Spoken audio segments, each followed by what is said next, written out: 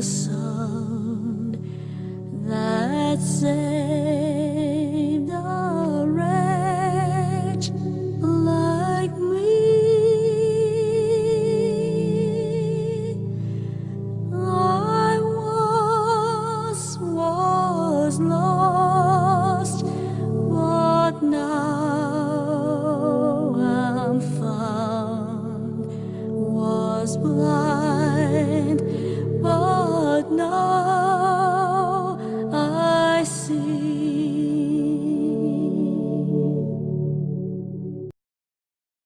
Mela l-ewwel Korintin fejn Pawlu hawn jiddiskuti dak li aħna nsejħulhom ħwejjeġ dubjużi.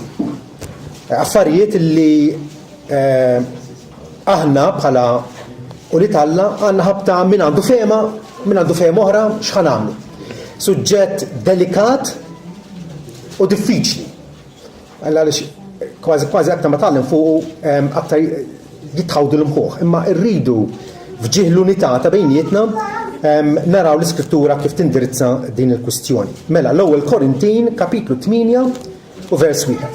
Kwistjoni dakinhar kienet fuq laħam sagrifikat fit-tempju pagan. Dak il-laħam kien jittieħed imbagħad biex jinbieħ fis-suq bi prezz ridott, bi prezz baxx, u allura ħafna Kristjani kienu jixtruh jikluh xorta waħda għax għalu dak billi poġġoh quddiem biċċa njama mnaqxa laħam kien u laħam għadu. U l-oħrajn Kristjani oħra kienu jgħidu le dak kien offrut l-idolu u allura il-kuxjenza tagħhom kienet tgħidulhom teħdux minnu. Jaħsibha mod ieħor. Ħanaw kif ikellimhom l-Apostlu Pawlu. Issa, fuq il-ħwejjeġ is-sagrifikati lill-idoli nafu li aħna il-kol għandna it-tarif. Knowledge. All right? Knowledge. Il-kol għandna t-tarif. Il-tarif jonfoħ. Imma l-imħabba tibni. Jekk wieħed jidhirlu li jaf xi ħaġa għadu ma jaf xejn daqs kemm għandu jkun jaf. Mek wieħed iħobb il-Alla dan u magħruf minnu. Mela, fuq l-ikel tal-ħwejjeġ is-sagrifikati lill-idoli, nafu li l-idolu mhux xejn fid-dinja u li m'hemmx ħlief Alla wieħed. Għax għalkemm hemm sew fis-sema u kemm fl-art dawk li jgħidulhom Allat, u hemm ħafna Allat u ħafna sidien fil-paganizmu ġifieri, kif għadu llum. Imma għalina hemm Alla wieħed, il-Missier, li minnu huma l-ħwejjeġ kollha u aħna fih. U sit wieħed Ġesu Kristu li bih huma ħwejjeġ kollha u aħna bih. Madankollu, mhux fil-bnedmin kollha hemm dak it-tarif. Għax xi wħud bid-drawwa tal-idolu sissa jiklu ħaġa bħala is-sagrifikata lill-idolu. U bil-kuxjenza tagħhom hija dgħajfa tittebba. Imma l-ikel ma jressaqniex lejn Alla. Għax lanqas jekk nieklu ma nkunu aħjar, lanqas jekk ma niklux ma nkunu aħjar, ma nkunu għar. Ma qisu li b'xi mod dan il-privileġġ tagħkom ma jkunx ta' tfixkil għad-dgħajfin. Għax hekk xi ħadd jara lilek li għandek it-tarif, qiegħed bil-qiegħda fuq il-mejda fit-tempju tal-idolu. Il-kuxjenza ta' dak li hu dgħajef ma tagħmilx il-qalb biex hu jiekol mis-sakrifiċċji mill-ħwejjeġ is-sagrifikati lill-idoli. U minħabba t-tarif tiegħek ħuk li hu dgħajef u li għalih mit Kristu jintilef. Ikun skandalizzat ġifieri.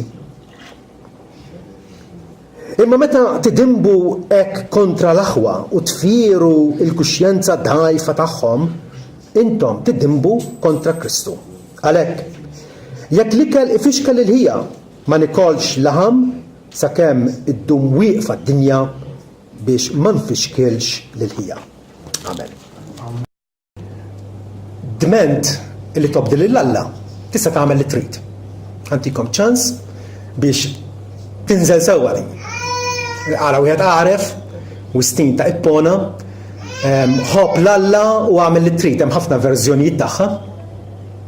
Dment li wieħed jobdi lill-Alla tista' tagħmel li trid. Tobdi lill-Alla. Tobdi lill-Alla jfisser li Alla tagħna l-kmandamenti tiegħu. Hemm ħafna kmandamenti. Il-kmandamenti tiegħu ħafna minnhom huma ċarissimi. La toqtolx, la tiżnix, la tisraqx, tgħid xwejjeġ giddieba, tgħirx għall-affarijiet tal-proxmu tiegħek. Dawn il-kmandamenti kollha jagħmlu lilna ċara fejn għandna nimxu u sa fejn għandna naslu. Tajjeb, biex aħna noġbu lill-Alla.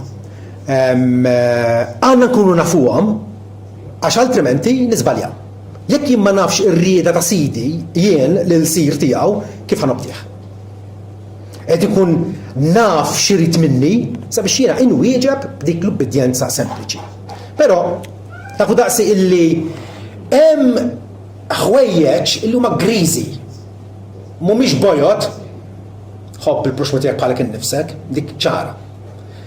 Mhumiex suwed, la toqtolx. Imma affarijiet illi għax qed innejxu fis-seklu 21 f'din il-kultura Maltija, hemm ċertu affarijiet fil-ambjent tagħna illi inti tifhemha mod u jien nifhemha mod ieħor. U qisu ma nistgħux naqblu bejnietna. U hija realtà fi żmien l-apostli kellhom id-diffikultajiet tagħhom, il-Kristjani li ħarġu mill-paganiżmu u issa jridu jgħixu għal Alla kienu għadhom imdawrin b'kull ħaġa tal-paganiżmu sa fejn għandi nasal. X'nista' nagħmel, x'ma nistax nagħmel. U jekk aħna morru l-Irlanda jew l-Amerika jew pajjiżi oħra, ovvjament il-diffikultajiet ikunu differenti. Għandhom id-diffikultajiet tagħhom, ħafna minnhom differenti minn tagħna, però aħna rridu naraw kif ħan ningwalawha ma' dawn il-mistoqsijiet illi laqas biss semmew fil-Bibja. Laqas biss hemm istruzzjoni ċara fil-Bibja, pereżempju tilabx il-karti tal-lob. It-terentun. Il-terentun dak iżmaqas biss kien jeżisti meta kitbet il-Bibja. Nista' nilab it-terentun jiena arre rassement waqt li ħeddieħu balla kafè mal-mara pereżempju. Tajjeb dak il-mod innoċenti. Hemm min jgħidlek hemm min jieħu dik il-linja dritta, dik il-linja inflessibbli u jirraġuna xi ħaġa kara. Meta konvertejt jiena qtajtu t-terentun, mel inti qataw mill-lum il-qudiem. Għax qed nagħmel hekk dak li jippretendi li inti kont tagħmel bħalu. Però ma ħsibx li nkunu solvejna xejn illa jekk ma jkunx hemm il-persważjoni, jekk ma jkunx hemm dik il-konvinzjoni fina nfusna li din hija rrieda t'Alla, jiena ħanibqa' nirraġuna imma dik għax qalbli t-talija jew għax qalli t-tali hekk. Jiena rrid gwida mingħand Alla f'dawn l-affarijiet, anke affarijiet li ma jissemmewx fil-Bibja, però ħanidilkom minn issa l-iskrittura meta noħduha kollha kemm hi tindirizzhom dal-affarijiet, b'xi mod jew ieħor tindirizzhom. Għax tagħtina ċertu prinċipji ħanarawhom aktar quddiem, ċertu prinċipji li meta ħna napplikawhom int personalment tista' tasal għal dik il-deċiżjoni matura. Mhux għax impona xi ħadd fuqek, mhux għax il-passi tiegħek ġelek tagħmel hekk, imma x'taf li dik hija rrieda t'Alla u inti qed tifhimha bħala rrieda t'Alla għalik. Jiġifieri nistgħu nsemmu alkohol. Il-Bibja imkien ma tikkundanna b'mod assolut illi ma tistax tixrob imbit. Pawlu jekk xejn lil Timotju qal lu ħuda xejn imbit minħabba il-mar tiegħek ta' spiss u minħabba l-istonku tiegħek. Jiġifieri imkien ma tikkundanna s-sokor, tikkundanna l-abbuż tal-alkohol. Imma li tastieni għal kollox, issa hemm Kristjani li jgħidulek aħjar ma tieħu xejn biex ma tidħolx fit-tiġrib. Oħra jgħidulek imma jiena billi mal-ikla nieħu nofs tazza mbit, jekk l-għada ngħaddi mingħajrha nieħu l-ilma. Imma hemm dawn id-differenzi, mela semmejna alkohol, lob tal-karti, tagħmel il-make-up. Meta kont l-Amerika jiena kien iltqajt ma' Kristjani tip ta' knejjes illi n-nisa tagħhom ma kinux jagħmlu make-up. Mara ta' 40 sena kienet tidher ta' 60 sena. Mura jgħidilkom hekk ma tagħmlux make-up. Vera? Ma aħna qegħdin magħad issa u qegħdin nittrattaw ma' sitwazzjoni lokali.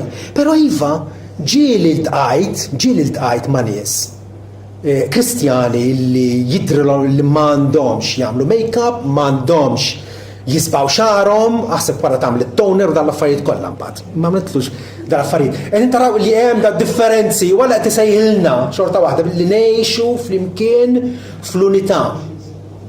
Fl-unità, meta hemm dawn id-differenzi kollha. Is-sfin, nista' nisfen jekk murtieġ, nista' nisfen zifna. Għalija mhux problema għax ma nafx nisfen. Imma forsi għal xi ħadd ieħor biex juri il-ferħ tiegħu, ċelebrazzjoni tiegħu billi jmur jisfen zifna. U allura għal darb'oħra, sports. Għaw minnu kontra l-sports, għax jgħidu l-sports inissel fik spiritu ġelliedi. Jiena l-sports minn bdejna nagħmlu dawn l-lob tal-futbol, ħanejlek l-għada ma kunx nista' nimxi. Qed narawhom utli ħafna dan li nitħarrek ftit, vera? Imma jaħsibha mod ieħor, ukoll esperjenzajna f'din il-kongregazzjoni niċċelebrawx il-miliet, lejt, festi ġifieri, jekk niċċelebraw sakemm kif u x'fatta. Imma mbagħad kien hemm nies li telquna, ma baqgħux jiġu hawnhekk sempliċement għax kienu tant stretti illi ma festi ma jkollna x'naqsmu assolutament xejn. Jiġi mhux dejjem irnexxielna li nimxu f'din l-unità li aħna msejħin għaliha. Hemm min jgħid li billi tagħmel salib vojt ma jimpurtax aħna minnieh.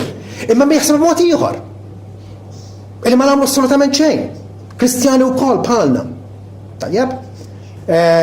Mużika, x'nista' nisma' mużika sagra biss, gospel songs biss, jew nista' nisma' daqsxejn mużika klassika ta' Brahms, Beethoven, Bach li għalija jew pjaċir bihom u ningrazzja Alla għalihom.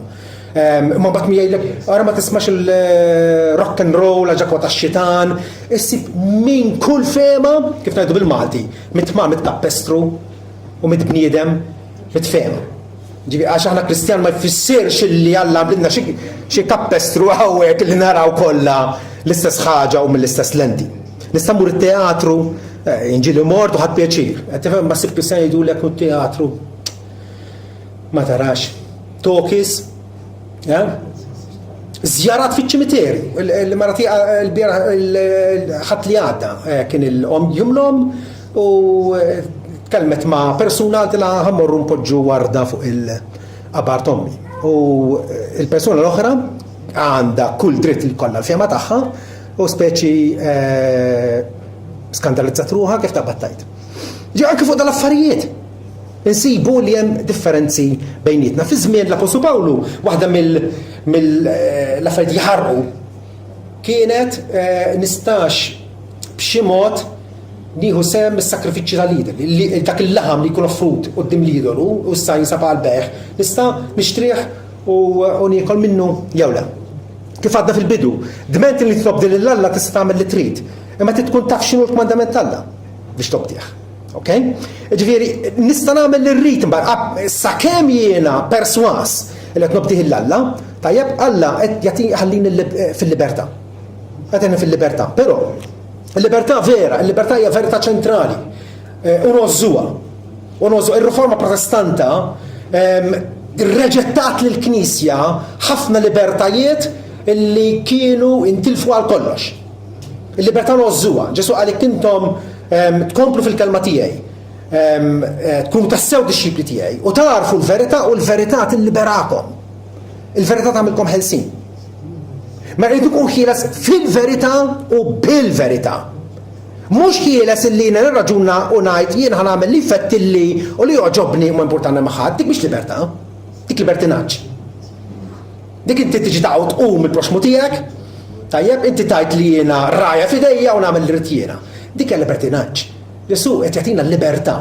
Il-libertà jiġifieri illi aħna issa ħielsa biex nobdu lill-Alla. Il-problema hija din.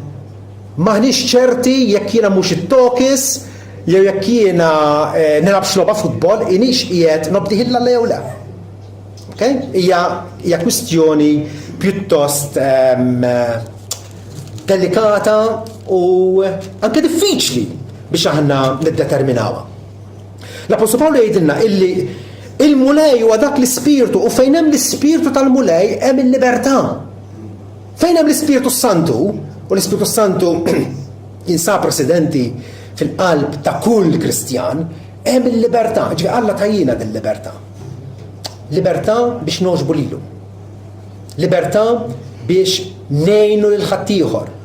Pawlu fil-littra lil Galatin jiddikjara u jgħid żommu sħiħ mela fil-libertà illi bija Kristu ħelisna u terġgħux tinqabdu fil-madma tal-jasar. Il-Galatin li kien ġralhom kienu belaw tagħlim fals illi ma' Kristu hemm bżonn nżidu ċ-ċirkonċiżjoni, il-festi tal-Lut u altrimenti ma nistgħux insalvaw u Pawlu qal le. Allora ġustifikati bil-fidi biss mingħajr opri tal-liġi. Żommu sħiħ din il-libertà. Mela l-libertà rridu nożżuha.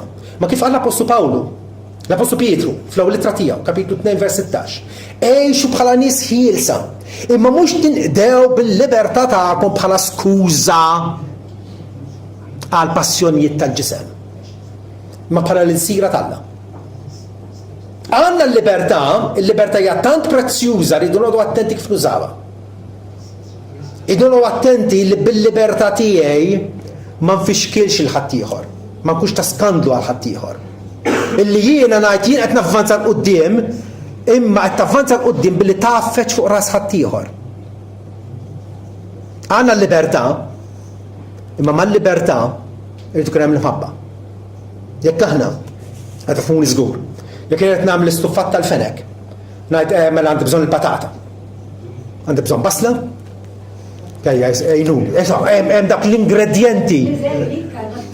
Tarka kemm għandna esperti gastronomiċi. Mela, għandna bżonn tal-affarijiet kollha.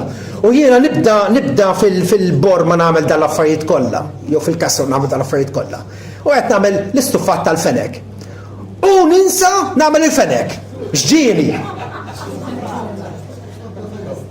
Imma jien qed nagħmel istuffat tal-fenek. Qed nagħta xejn il-Pawlu jgħid il-lek jien għandi l-erf kollu u għandi l-fidi li stan ċaqlaq il-muntanji imma m'għandix imħabba ma jinxejn. Ħafna drabi ngħidu nirraġunaw jien għandi l-libertà ħadd ma jindaħalli tinsa l-imħabba u tagħmel qassata għax mingħajr imħabba m'aħna xejn. Il-libertà li tagħna Kristu iva tista' tagħmel li trid dment li inti tobdu lil Alla. Imma ftakar illi inti m'intix l-uniku abitant fuq wiċċ l-art.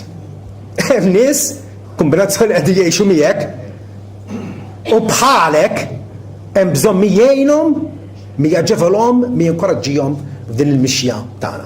Jiġifieri qegħdin ngħidu illi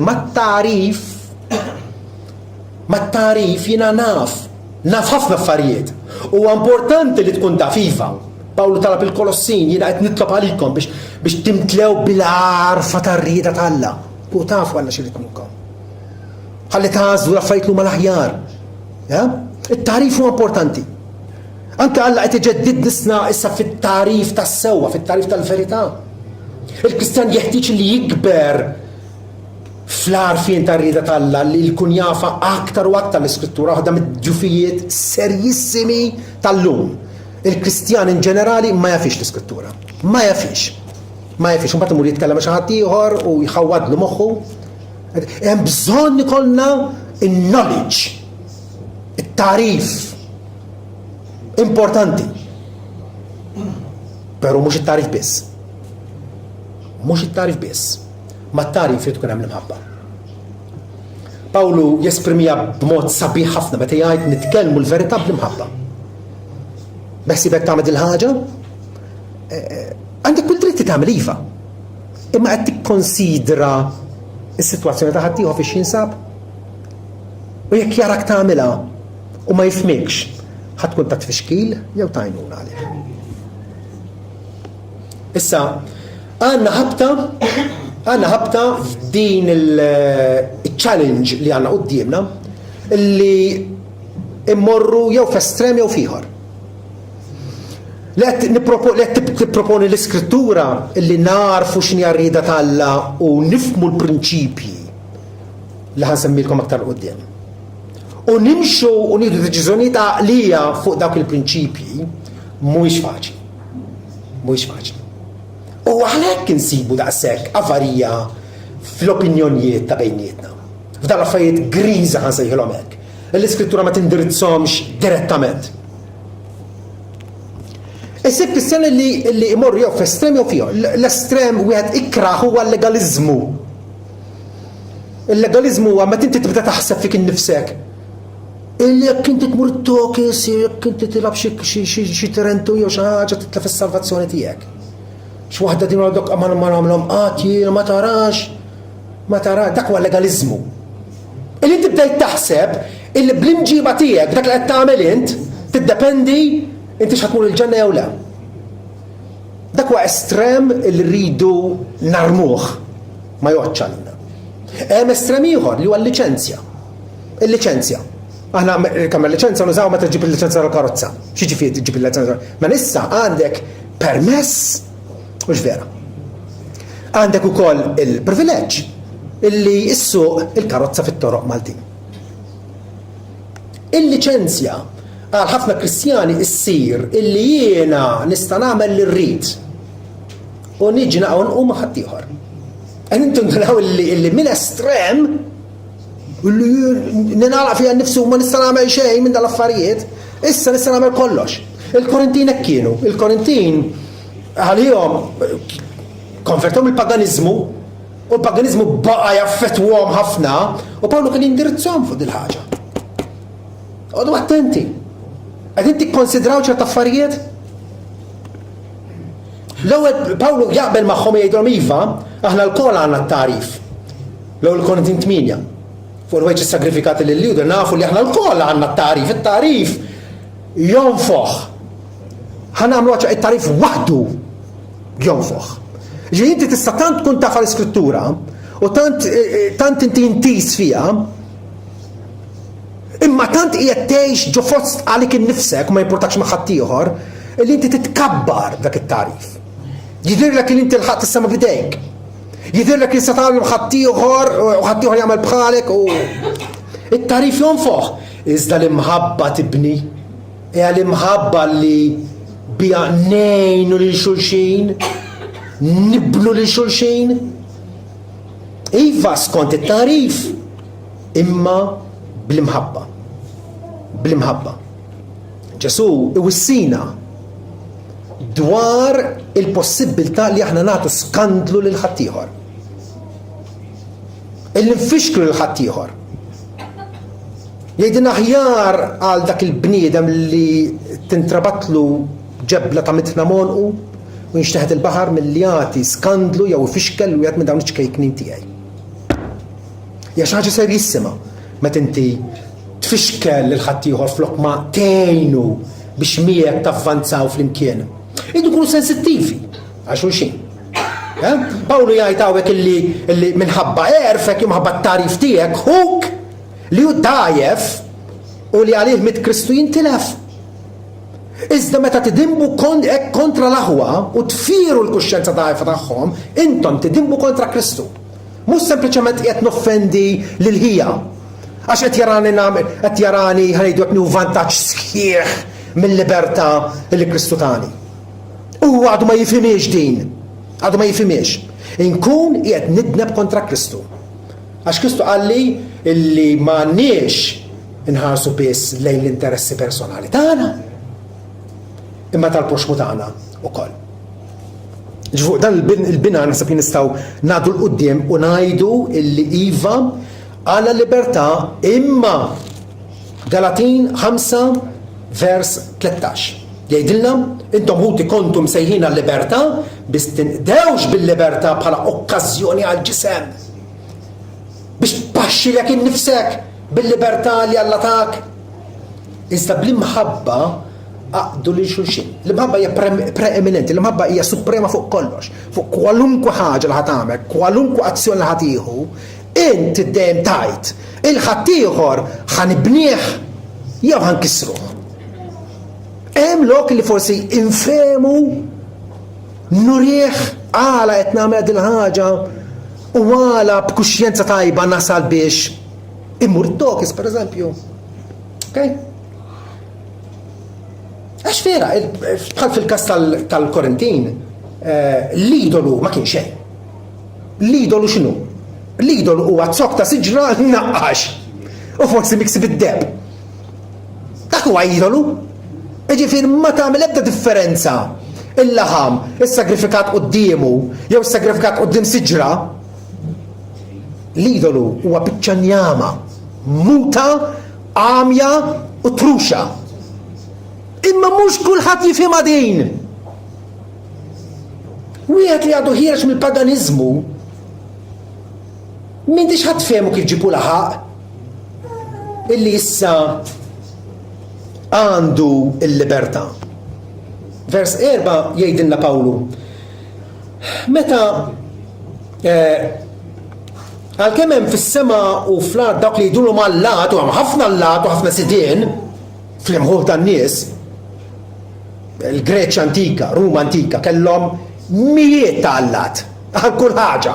Alla tal-imbit, alla tal-baħar, alla tas-sema, ta' kollox. Ok? Hemm ħafna allat u ħafna sidien. Imma lina malla wieħed, il-missier. Però jridu nifhmu il-Kristjan jitwet mill-ġdid, tarbija, ma jaf xejn kważi. Ma jaf xejn. U sakemm jinqala minn dak l-isfond u minn dak il-preġudizzji u jitgħallem u jikkonvinċi ruħu illi reliġjon falsa prattikament ma tistax taffettwak. Għax inti taħt il-provvidenza tal-Alla u Alla kapaċi jħossibek u dar fejt kollha. Jieħu żmien. It-tielet ħaġa, Pawlu jgħid illi l-ikel, qed jgħidulhom il-Korinti, l-ikel mhux kwistjoni quddiem Alla. Fl-aħħar qed jgħidilhom illi vers 8. L-ikel ma jressaqniex lejn Alla, għax lanqas jekk nieklu ma nkunu aħjar, lanqas jekk ma niklux ma nkunu għar. Importanti di. Alla ħilhom isma' tagħmel x'tagħmel.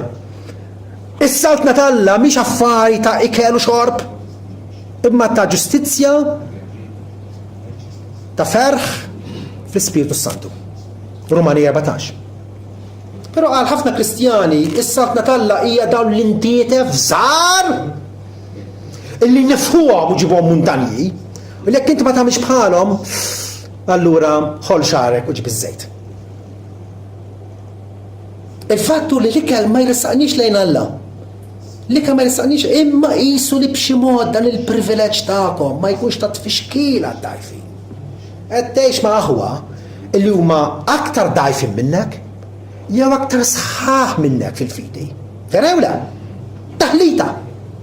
Għandna ġisem diversi membri, mhux kollha għandhom l-istess abilità, mhux kollha għandhom l-istess serf u tarif, u rridu narfu illi dak il-privileġġ li qiegħed nuża jien ma jkunx ta' detriment jew ta' ħsara jew ta' dannu għal l-aħwa l-oħra.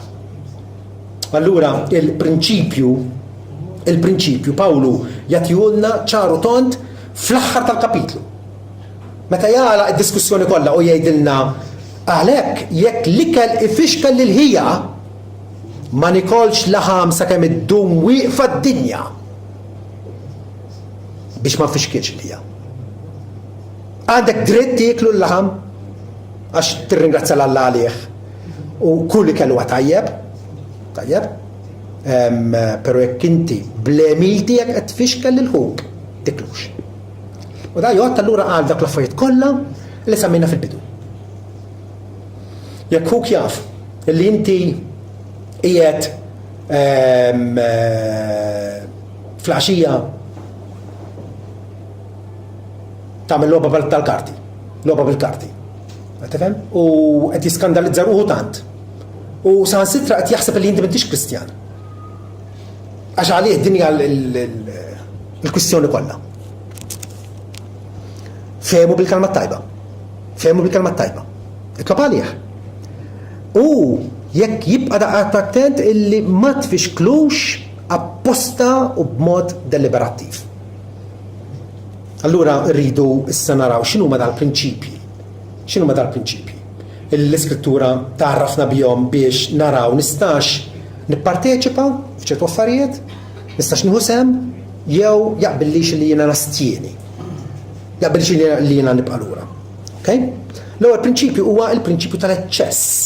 L-attività li inti qiegħed tieħu semminna hija neċessarja jew sempliċement ekstra li mhix ta' bilħaq importanti. Jekk jiena ngħidlek tikolx iżjed, tixrob għandna problema. Imma jekk jiena ngħidlek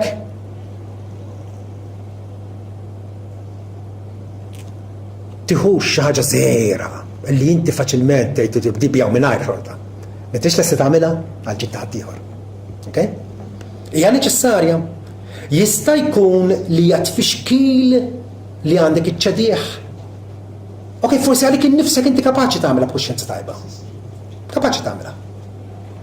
Imma huwa ta' tfixkil għal ħadd ieħor, jekk huwa ta' tfixkil lest iċ-ċedieħ. Lest li inti tgħid nippreferi ngħaddi minn għadha l-privileġġ billi nara li hija imdajef qed jaqalura. Li trallu tgħidilna li aħna għandna nwarbu neħku minn fuqna kull tfixkil biex niġru flimkien it-tiġri li hemm qudiemna. Okay? M'intix waħdek. Prinċipju ieħor, il-ħaġa taqbel, il-ħaġa hija profitabbli. Hija ta' gwadan spiritwali għalik. L-ewwel Korintin 6 vers 12 jgħidilna kara. Kollox jiswalija, hekk kienu qed jgħidu l-Korintin, kellhom dal-proverbju, kollox jiswalija, u vera, kollox jiswalija. Imma mhux kollox jaqbel, għalihom l-Apostlu Pawlu. Iva, tista' tagħmel trid jekk qed tobdih il-Alla. Imma mhux kollox jaqbel. Qis u kkonsidra ċ-ċirkostanzi. Qgħod attent wara ma' min qed tgħix il-fidi kristjana tiegħek. Mhux kollox jaqbel, kollox jiswalija, jerġgħu irrepetewlu. Iżda jien ma naqa' taħt is-seta ta' ħadd. Jekk jiena ngħid u billi nixrob daqsxejn imbit, imma jekk ġej xi ħadd jiekol għandek. U dan huwa assolutament ma jistax jara għat-trambit.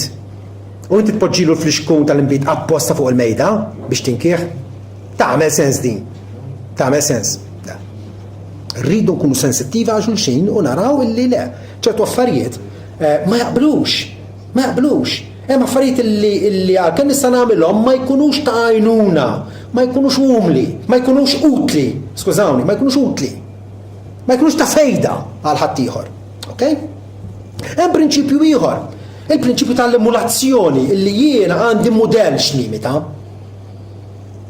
Għandi persuna illi jiena nixtieq nimxi bħalma mexaw. L-ewwel Ġwanni 2:6. Jgħidilna min jgħid li qiegħed fih fi Kristu ġifieri, qiegħed fl-għaqda fih permezz tal-fidi, jeħtieġ illi jimxi hu wkoll bħalma mexa Ġesu. Bħalma mexa Ġesu irrid nimxi jien. Ġesu kif mexa?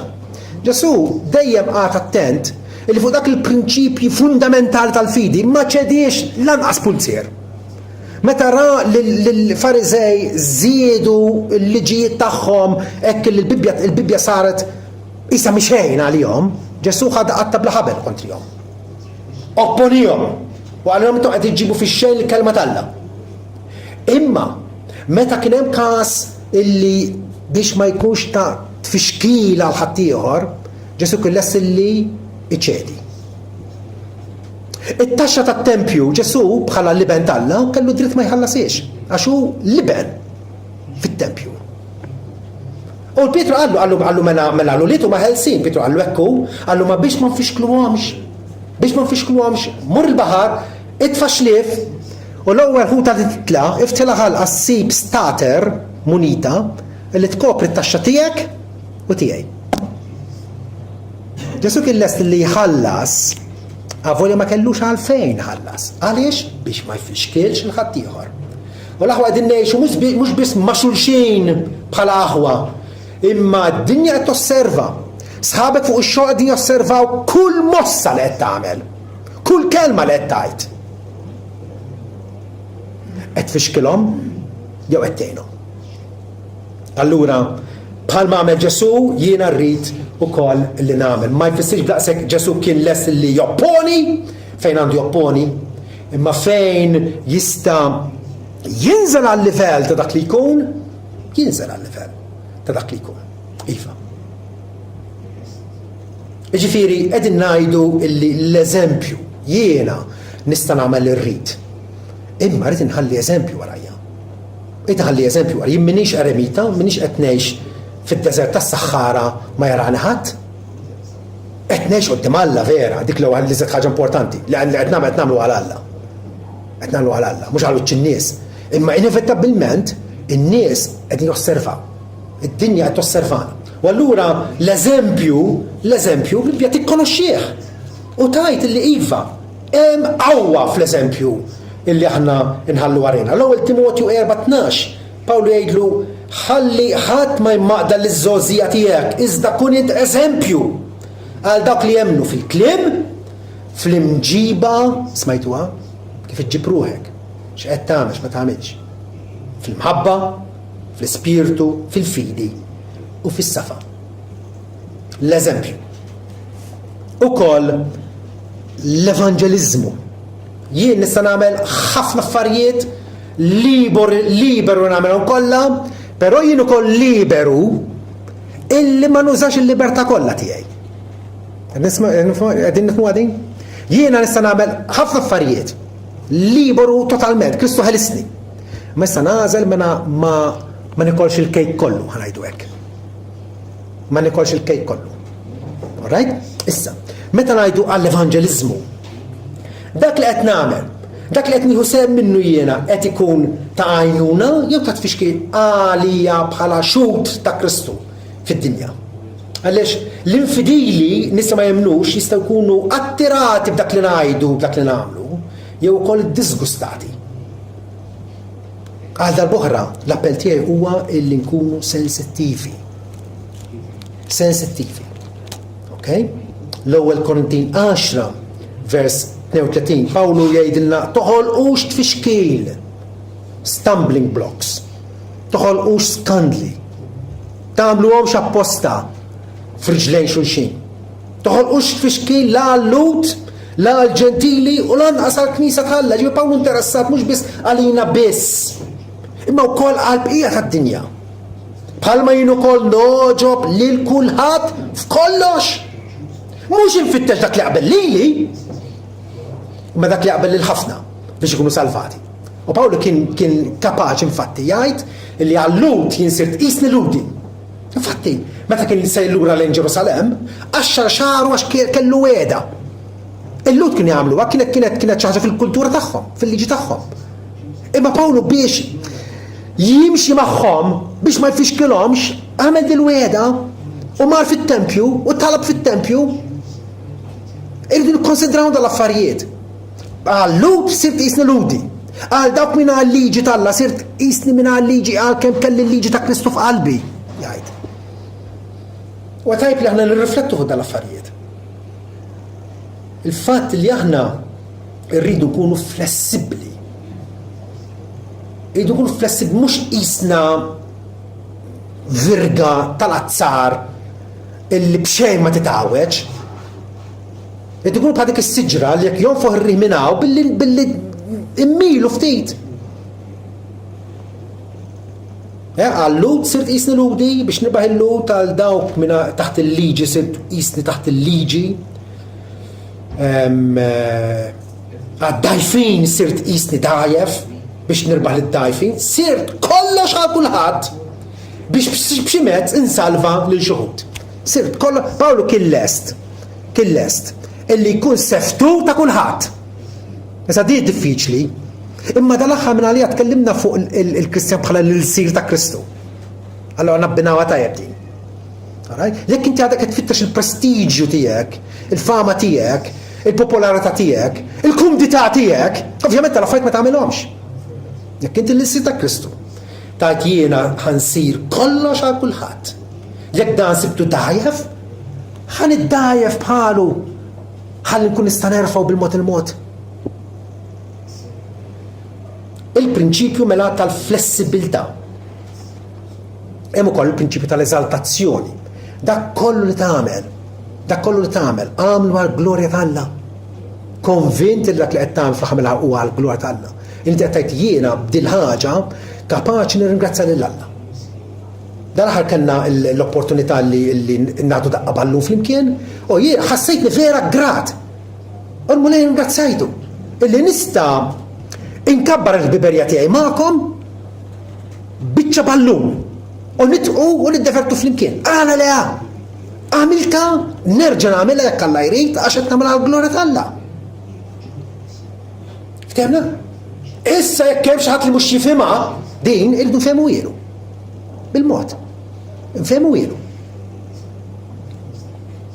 Dejjem biex insettqu il-għaqda ta' bejnietna. Fl-aħħar mill-aħħar l-aħwa, il-prinċipju tat-tolleranza. Jorta kulħadd għal darbora. Tolleranza ġifieri, ara, f'dak li huwa essenzjali l-Vanġelu. Il-Vanġelu, hemmhekk mhux ħanoqogħdu give and take, ma nistgħux. Il-Vanġelu huwa il-verità dikjarata tal-Alla, mhux ħanoqogħdu ninnegozjaw, ma nistgħux ninnegozjaw. U l-Vanġelu dikunu fehma waħda, ħsieb wieħed. Ma nistgħux nawġuh, nilwuh, nsebħuh, nkerħuh, kif inhu. Għax bih ħana salvati. Imma mbagħad irridu narfu li aħna qegħdin nieħdu kors kollha kemm aħna. Xut minna ilhom nibdew dal-kors, u allura jafu iżjed. Bħal tabiba ta' tilħaq, u tabib li ilu 40 sena fil-professjoni. Tnejn tobba, x'tqabbilhom flimkien. Okay? Għal wkoll għandna diversità ta' nies, hemm min ilu 40 sena fil-fidi, hemm min ilu 4 xhur. Possibbli li dawn ħajkunu l-istess fehma, imma possibbli li jgħixu flimkien. U dik hija s-sejħa tagħna. U allura f'dak l-affarijiet huma sekondarji ejn nittolleraw il-xulxin.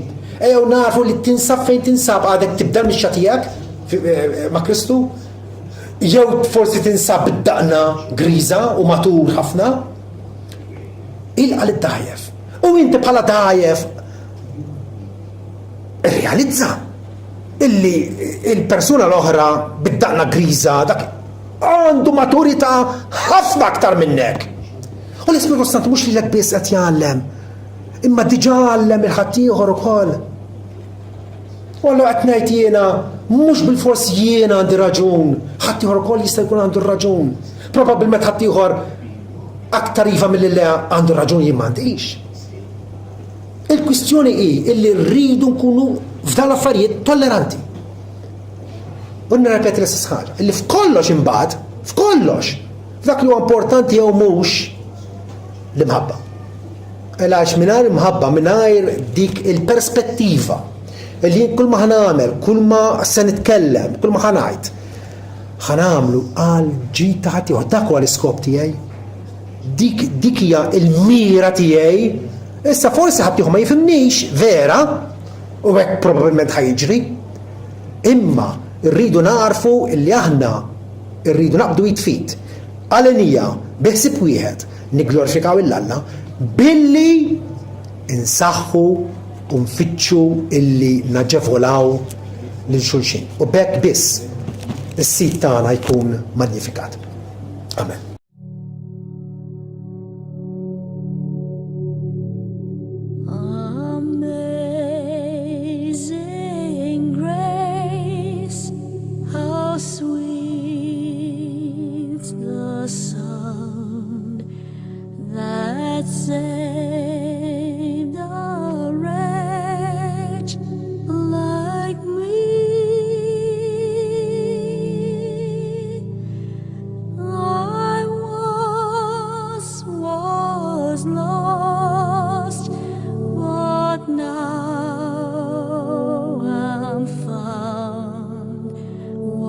Blind, but now I see.